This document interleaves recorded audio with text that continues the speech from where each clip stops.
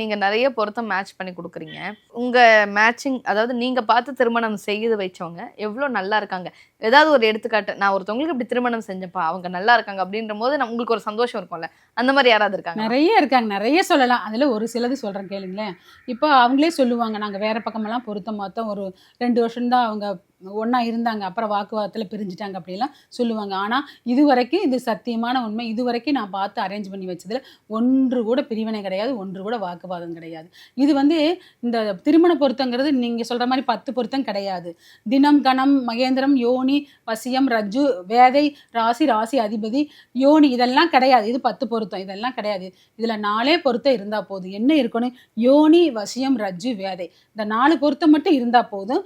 Plus கட்ட பொருத்தம் பார்க்கணும், லக்ன பொருத்தம் பார்க்கணும். அதில பார்த்து தான் நாங்க மேட்ச் பண்ணுவோம். கண்டிப்பா அத பார்த்து தான் நாங்க மேட்ச் பண்ணுவோம். அப்போ ஒரு சிலர் சொல்லுவாங்க, 10 பொருத்தம் இருந்தா போதுங்கிறாங்க. நீங்க கட்ட பொருத்தம் பார்க்குறீங்க. விருச்சம், ஞாடி, ராகுக்கு இதெல்லாம் பார்க்குறீங்க அப்படின்னு கேட்பாங்க.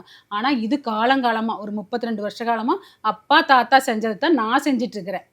அவங்க என்ன பண்ணுனாங்களோ அதையே தான் நான் செஞ்சுட்டு இருக்கிறேன். அப்பா பொருத்தி வச்ச ஜாதகங்கள் எல்லாம் இன்னைக்கு ஒரு 56 வயசு 90 வயசு வரைக்கும் கணவன் மனைவியும் சந்தோஷமா வாழ்ந்துட்டு இருக்காங்க. நான் கண்ணார பார்த்துட்டு இருக்கிறேன். அந்த மாதிரி இதுவரைக்கும் அந்த மாதிரி தான் நாங்க 10 பொருத்தத்தோட நிப்பாட்டுறது இல்ல. மேற்கொண்டு கட்டங்களை போறது. ஆண் ஜாதகத்திலே கட்டங்கள், பெண் ஜாதகத்தில் இருக்கிற கட்டங்களை பார்க்கறது. இப்ப ராகு, கேது, விருட்சம், நாடி இதெல்லாமே கட்ட பொருத்தங்கள் இருக்குது. இதையெல்லாம் ஒண்ணா பார்த்து ஓகே சொன்னா மட்டும்தான் நான் பொருத்தி தருவேன். பொருந்தலைன்னா தயவுதாட்சணியே பார்க்க மாட்டேன். இது பொருத்தம் இல்லைங்க, நீங்க செய்யாதீங்க அப்படின்னு நான் சொல்லிடுவேன். அது மேற்கொண்டு நீங்க செய்யணும். ஒரு அம்மா சொல்றாங்க, எங்க அண்ணனோட சொத்துங்க, இது எங்க அம்மா வீட்டு சொத்து, எங்க அண்ணன் கிட்ட இருக்குது, என் பொண்ணை கொடுத்தா இந்த சொத்து என் பொண்ணுக்கு வந்துடும், நீங்க பொருத்தம் இருக்குன்னு எழுதி கொடுங்கன்னு கேட்கறாங்க.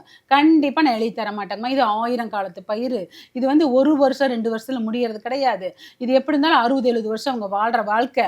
கண்டிப்பா நான் எழுதி தர முடியாது. தயவுதாட்சணி இல்லாம நான் சொல்லிடுவேன். பொருத்தம் இருந்தா பொருத்தம் இருக்குன்னு சொல்லுவேன். பொருத்தம் இல்லைன்னா இல்லைன்னு சொல்லிடுவேன். இந்த வகையில தான் நாங்க பொருத்திட்டு இருக்கிறோம். நிறைய பேர் சொல்லுவாங்க, நல்லா இருக்காங்க, கணவன் மனைவி நல்லா இருக்காங்க, நல்லா சக்ஸஸ்ஃபுல்லா வாழ்றாங்க.